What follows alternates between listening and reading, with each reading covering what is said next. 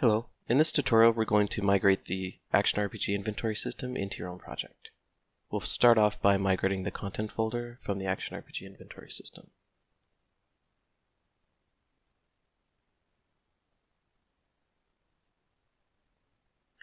So all you have to do is simply right-click on the folder, click Migrate, and then you want to select your content folder for your other project. So in this example we'll use your project as our project. Okay, once it's finished we can just close this and let's go into the other project folder. When migrating, I would suggest removing your saved and intermediate folder as they hold temporary data.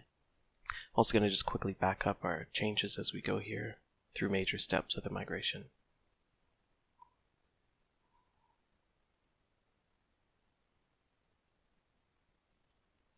Okay, so in our your project example, we have a your player controller, your game mode, and your character. If your project doesn't have a player controller, I would simply suggest using the inventory player controller and don't migrate a lot of the changes that involve updating the cast to inventory player controller. This will really speed up your migration if your project is just sort of starting and you haven't created a player controller yet. A quick overview of our components. The inventory component is the main inventory handler. The equipment inventory component is a child of inventory component. It handles equipping and unequipping items to the first few slots of your inventory. And the inventory manager component is what handles the player interacting with its own inventory and other containers. In the inventory folder here we have all the different settings that you can customize for your inventory. If we look at the usables, the usable actor is an example of an item you can interact with in the world. The inventory HUD interface and the usable actor interfaces are also interfaces that are used by the system. The equipment character has all the logic for updating the meshes that you equip onto your player. So first we want to migrate the components folder. When moving it, you will most likely get an error. Just click OK and continue. Then after moving it, what we want to do is open up each of the components, compile and save them, just to clear any references that may be still in memory of the old location.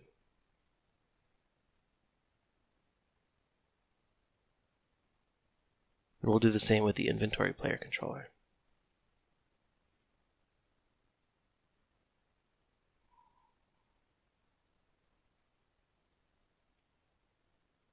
Okay, now let's go ahead and move the inventory folder into your project blueprints folder. Again, you don't need to move all of these if you actually want to have the inventory folder in your project to kind of separate things. That's also an option. Okay, now let's move the usables folder into the blueprints. And near the end, we'll clean up all the files that we're no longer using after the merge. Okay, now we want to move the equipment character and the usable and inventory HUD interfaces. So just bring these into the blueprints folder.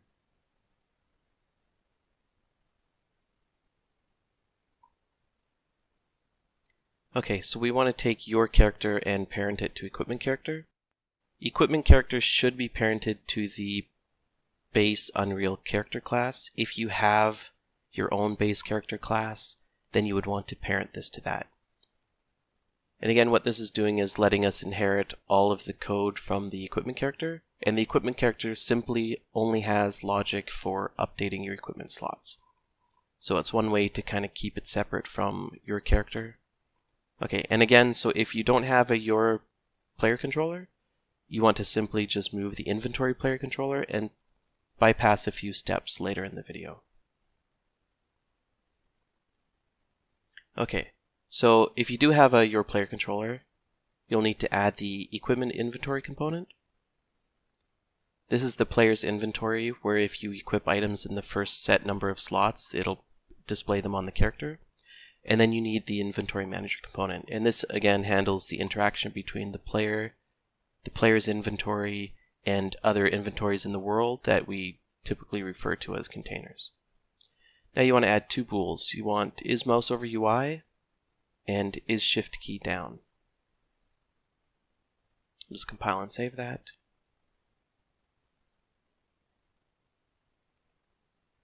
Now if we go into Components Inventory Manager component, we're going to update the cast to inventory player controller and point it to your player controller. Again, if you don't have a player controller, you can skip this step.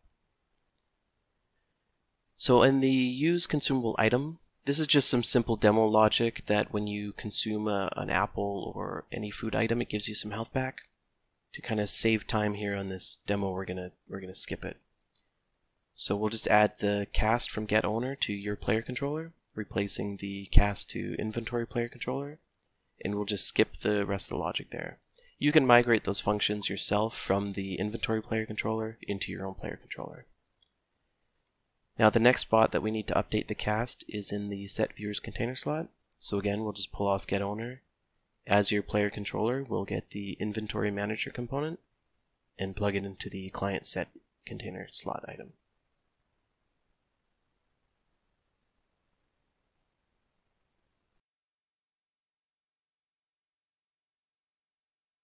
Okay, and then we have one more spot we need to update it here. So we'll do the exact same thing as before. Cast to your player controller, get inventory manager component, and then plug it into client clear container slot item.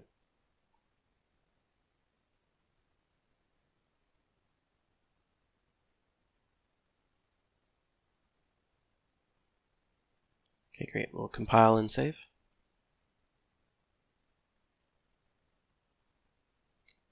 And we'll close this down.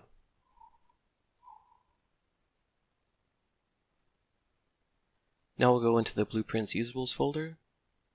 And the usable actor is the base class. It has child classes, world actor, container actor, and loot actor, which then have their own children.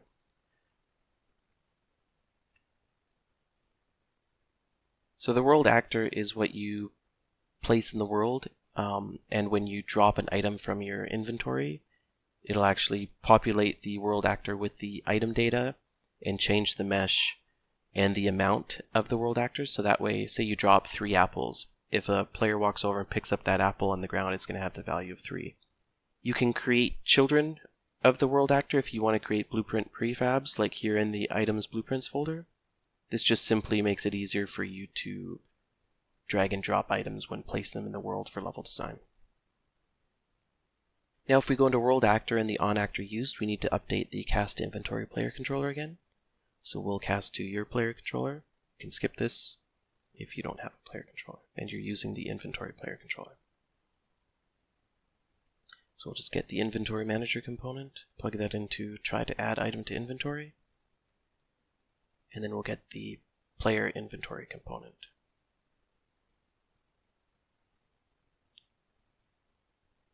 So again, what this function is doing is when you walk up and hit E to use a world actor, it tries to add it to your inventory if there's space available. If it doesn't add it, it'll remain in the world. Okay, now if we go into the container actor, on actor used, do the same thing and update the player controller cast. We can plug it right into the player state because all player controllers have a player state. And then we have to get the new inventory manager component reference, and we'll plug that into server use container.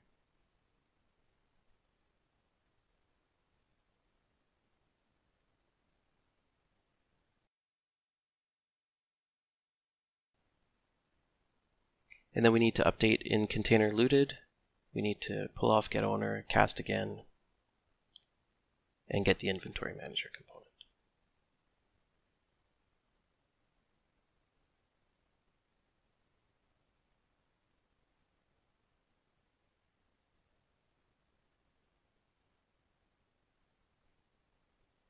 Okay, we'll compile and save.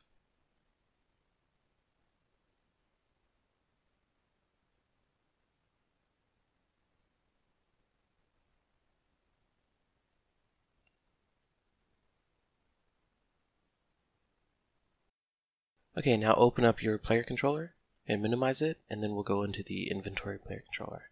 And again, if you don't have a player controller, you can skip this by simply using the inventory player controller. So we're going to want to move a few of these events from the event graph, but first let's go into the initialize player. And this is the code where we set up the inventory. We assign a character reference to the player inventory component so it knows what to equip. We set up the HUD. We initialize the inventory. So let's go ahead and grab these 3 sections.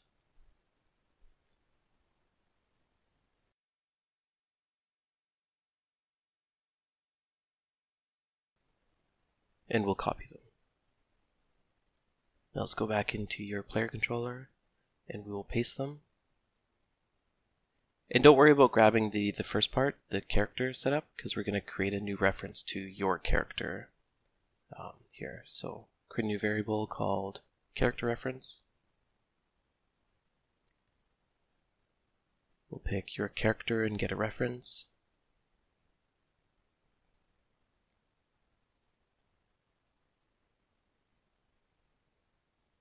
Now we'll want to get controlled pawn, cast it to your character, and then store the reference. And because we've parented your character to equipment character, in this next step here we can simply plug your character reference into the player inventory component set reference. We'll add a quick delay here just because sometimes when playing an editor running multiplayer, it takes a second for the engine to replicate changes to the player. So here you can see we can just simply hook up the character reference because it is an equipment character. So now we need to create a HUD reference.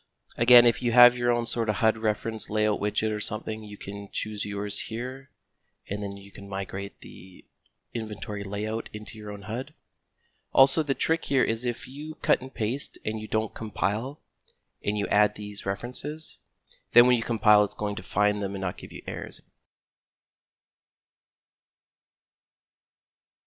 Okay, so let's go back into the inventory player controller.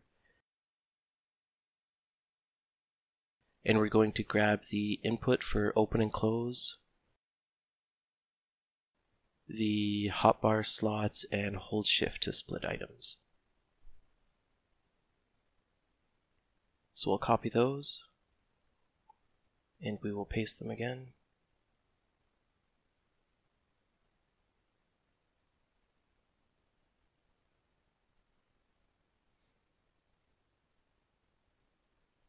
Okay, if we take a look here, it's just simply having the inventory manager component call the different actions for closing, opening inventory, equipment, and then setting up inputs to use the hotbar slots,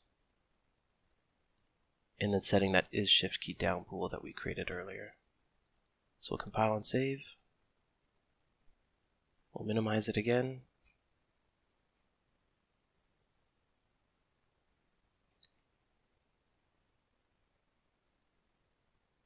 Okay, so now we need to add the inventory HUD interface into your player controller. What an interface is a set of functions. So by adding it to an actor, you know that that actor has these functions implemented. So you can see after we added the interface, we now have 2 UI interface functions. And let's go back into the inventory player controller and copy and paste all the inventory HUD interface events.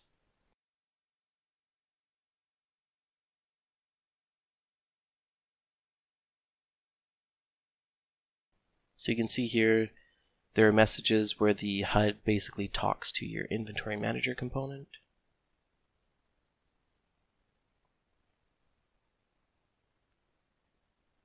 So we can compile and save. Now let's go back into the inventory player controller and just see what we need to do for these 2 interface functions. So this one's pretty straightforward. Is shift key down, we'll just plug that in. And if we go into UI get player stats, we can simply copy and paste from the inventory player controller.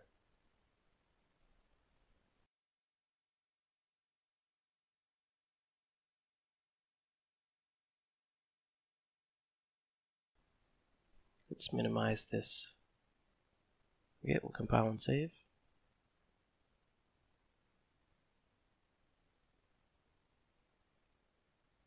We can close these down. Next, we're going to take a look at migrating the user interface. So if we go back into your player controller and we take a look here where we initialize the HUD, you see that we cast to inventory HUD. So if your project has a HUD, then you want to migrate these changes here in the inventory HUD. So you see on begin play, we simply create a HUD layout widget, add it to the viewport, store its reference. We also have code here for the crosshair in the middle of the screen. So if you don't have a HUD in your project, you can simply rename this. We'll call it your HUD,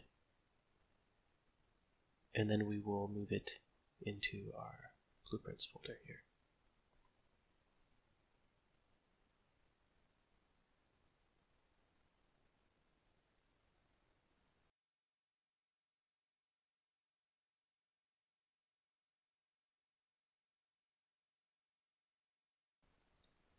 Now for the UI, in this demo we have a HUD layout.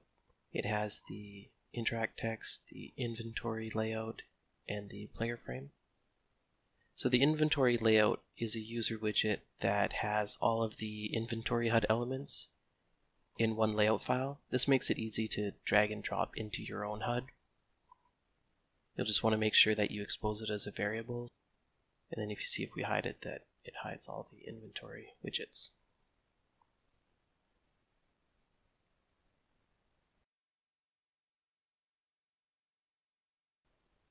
So now if we look in the inventory layout, you can see the individual elements here. And in the inventory folder are all the widgets that are used inside the inventory layout.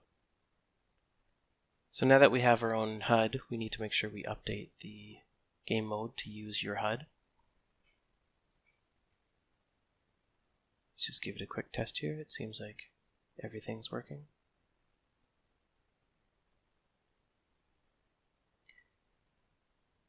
You'll notice the text on the player frame is not working. That's because we need to set that up individually. Because it is demo content, it needs the reference to your player controller fixed. The demo content doesn't use the inventory HUD interface because it's not part of the inventory system. So to fix this, all you simply need to do is cast from inventory player controller to your player controller, and again, if you don't have one and you're using the inventory player controller, you're not going to have this issue.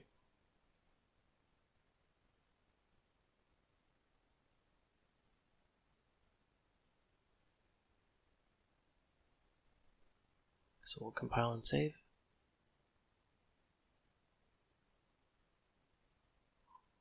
Close this, and then let's go into the player frame, and we'll have to do the same thing. So we'll update the controller reference to your player controller.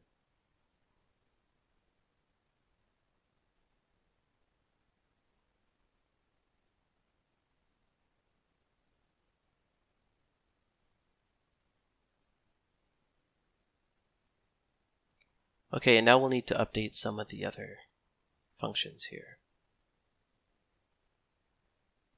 So because your player controller doesn't have some of the demo variables, like name, you can migrate those yourself if you want them, or maybe you have your own stuff already set up that you'll just want to plug in here. For now, we're just going to manually put in player, and here's where we fill the health bar %. So 0 is empty, 1 is full. So if you take your health and divide it by max health, it'll give you a % value. So we're just going to say 100 divided by 100, which will give us a full health bar. And then the health text, same thing, it's just displaying current health and max health.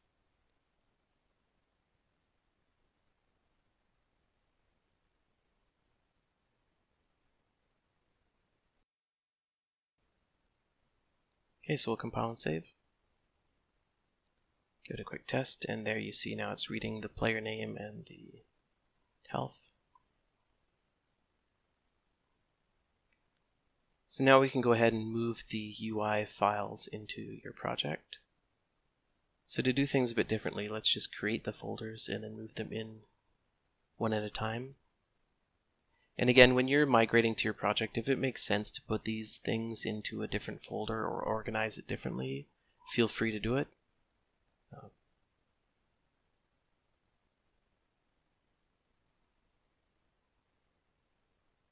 So move over the demo blueprints, the inventory blueprints,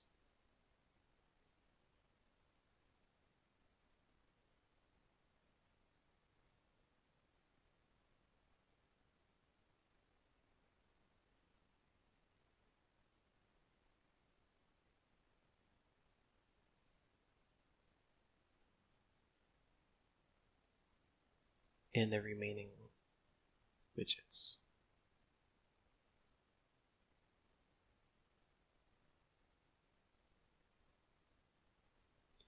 Now let's fix up redirectors and folder. This is very important because when you move things in Unreal, it leaves a little tiny file saying, okay, your blueprint used to be here, but now it's somewhere else. So when you clean up redirectors, it should remove those links and update your code. Okay, so we'll just give it another test now that we've moved things. It seems fine.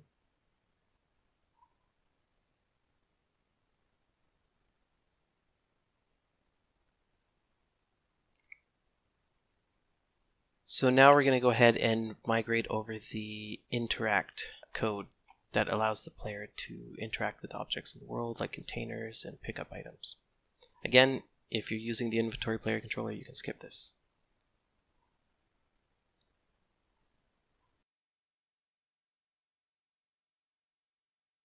So let's go ahead and create the functions that we need. We need onActorUsed. We need getUsableActor. And getUsableActorFocus.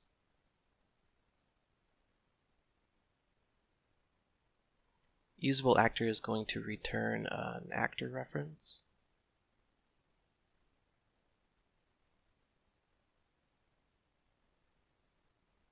Okay, so we'll compile and save. We need a few new variables. We need isNewFocus, which is a bool. We need lastUsableActor, which is an actor reference.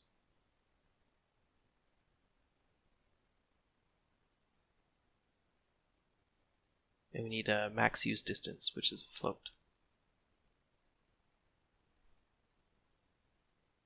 And we'll set it to 200.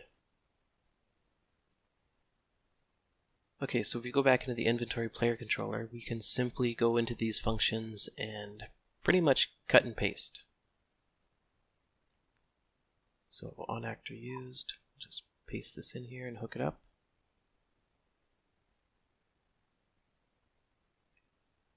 Go into getUsableActor.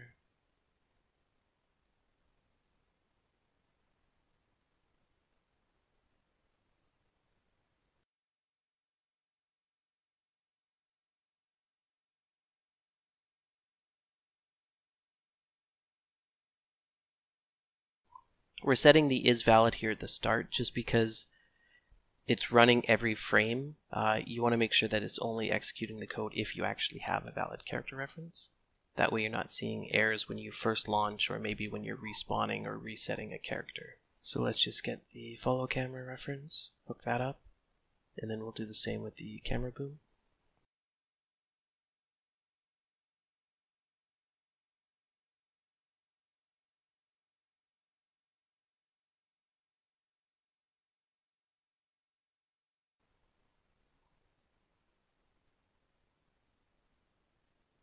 And then we want to make sure to hook up the hit actor into the true return node there. And then we'll just create another return node that returns a null actor. Okay, and now we can go into the getUsableActorFocus.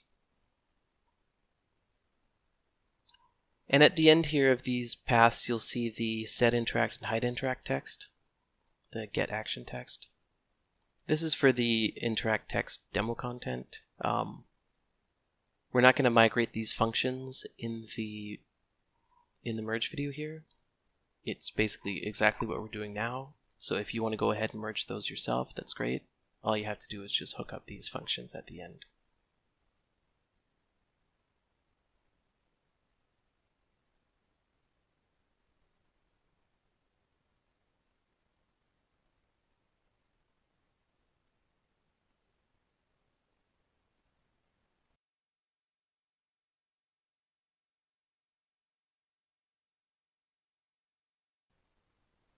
Okay, now we need to copy over some of the events here. So we have the server event, use actor, we have the client update loop to get usable actor focus, we have the client event to get usable actor focus, and then we have the input to tell the server we want to try and use the actor. So we'll copy those.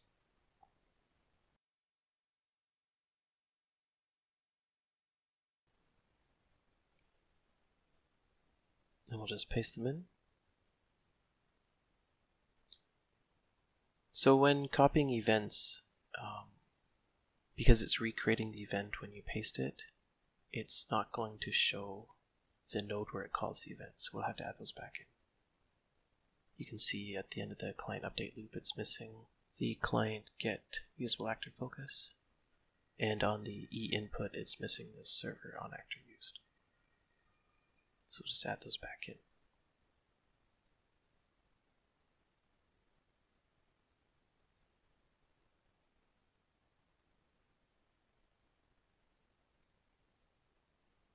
We're also not using the isMovement locked, so we can remove this from the event tick. That's just part of the demo in the inventory player controller. Then finally we'll add back in the client get usable actor focus call. And what this is doing is basically saying we only want to run that raycast on the tick to see if there's something useful in front of the player. And then when you hit E, it tells the server to do the raycast to check if there's something there to use. Okay, so we'll compile and save it.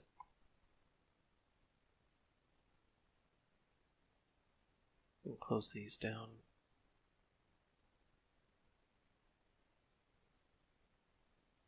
And let's make a few changes inside the character here for the demo. So we're just going to move the camera, offset it, maybe 50 and 50. And then we need to go into the post-process settings, blendables, and add a new asset reference. Then we can pick the outline material instance. This is what draws the outline over the actors that you have focused.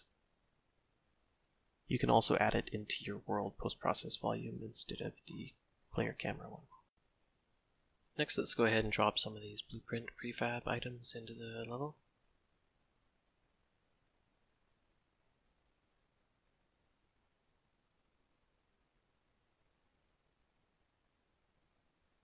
Just throw a door in as well, and one of the containers,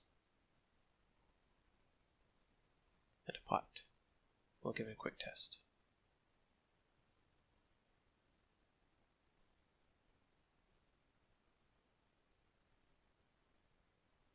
Okay, everything seems to be working, except the equipping of the shield. That's because the skeleton doesn't have the socket set up yet. We'll migrate that in a bit.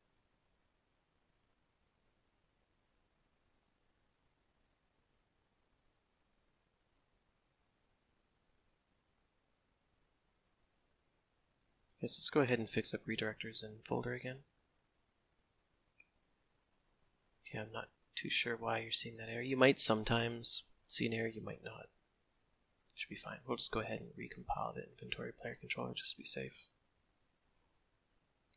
And let's close out the project and save. Let's delete the intermediate and save folders, and then we'll go ahead and just make a quick backup here.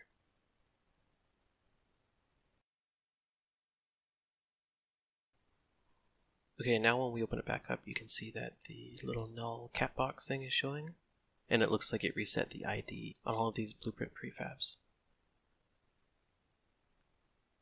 So if we go back into items blueprints, we see here that the thumbnails are still fine.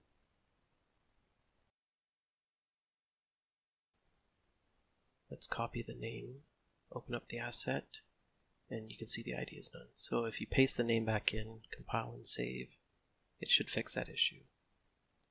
So you'll have to go ahead and do this for each of them. If this happens to you, it may or may not. Also, it's possible that you could see the thumbnail showing up as the cat box.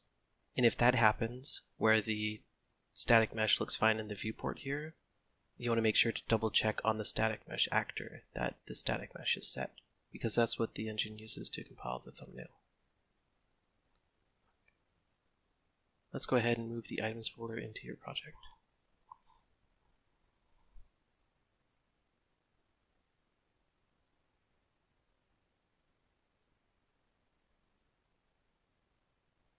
Now let's move the materials used by the inventory system and the sounds. It's just the door sounds.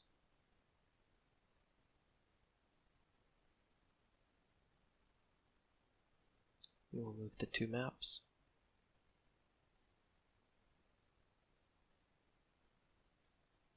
And you'll see that there's still the items, maps, and materials folders. We'll clean them up when we're finished merging and weave the inventory system folder from your content folder. So now if we go into environment, we'll move the materials, meshes, and textures. Okay, so all that's left now is the character and the animations. Okay, so one thing to note, this project example is using the third-person project from Epic, and in versions 4.82 to, well, basically 4.11, the animations that come with it were exported wrong.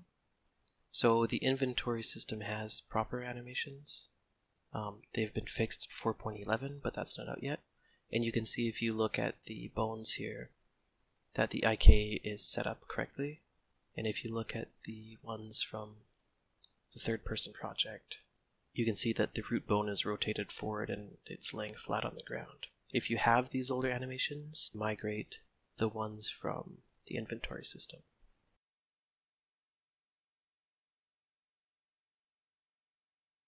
If you look at your project mannequin skeleton, it doesn't have any sockets, so we need to migrate those from the inventory project skeleton.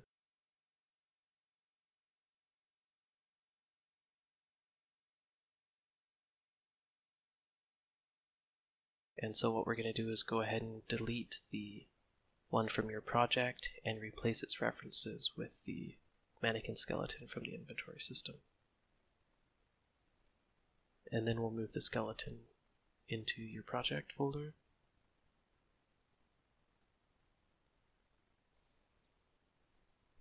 And then we'll go ahead and we'll delete the SK mannequin mesh from the inventory system and replace it with a reference to your character mesh.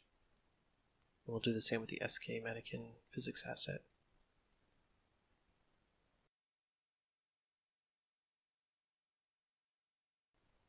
Now we'll go into your project. If you're using the third-person animation blueprint, you can just replace the references with the one from the inventory system. Again, this step is completely optional. This is just handling animations for your character. I'm just including it in this example because a lot of people are using the third-person project and will benefit from having the fixed animations. So again, we'll just keep going through and replacing the references.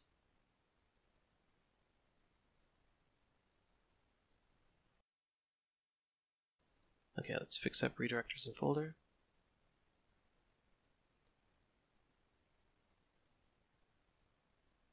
And just going to double check that in the animation folder everything's cleaned up before we move these animations in there, because sometimes the fix up redirectors doesn't clean everything up. Okay, so now I do a fix up redirectors on the content folder and it's giving an error. I don't know why. I've never seen that before.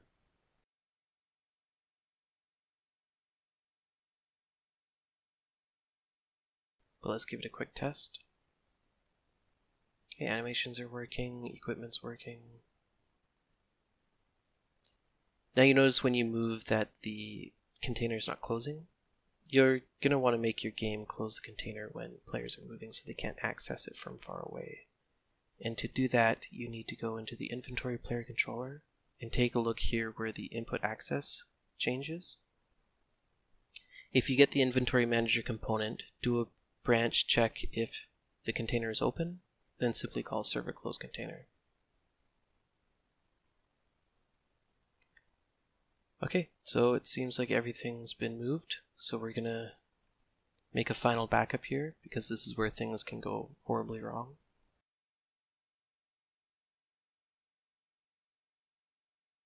We'll delete the saved and intermediate folder, load up the project again and make sure everything's fine. Okay, you'll probably get a list of errors. It might be the same, it might be a little different. They might require you to update textures. It might simply just have an error with a file, and when you open it and recompile the blueprint, it's fine. So we'll just fix up these errors.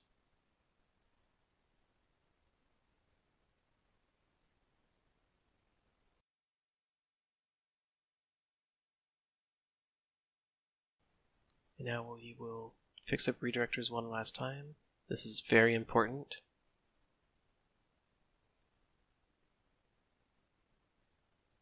Let's go ahead and close the project. Open the project again to make sure there's no errors. Okay, everything seems fine. So we'll delete the saved and intermediate one last time. And we'll go into the content folder and delete the inventory system because we no longer need anything in there. We've migrated everything that we need.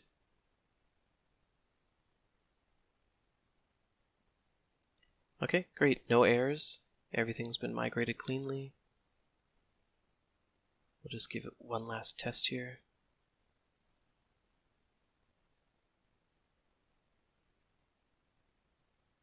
Everything seems to be working just fine. Okay, so thank you for watching, and if you have any questions with your migration or run into any issues not covered, please contact us on Skype or through our support email.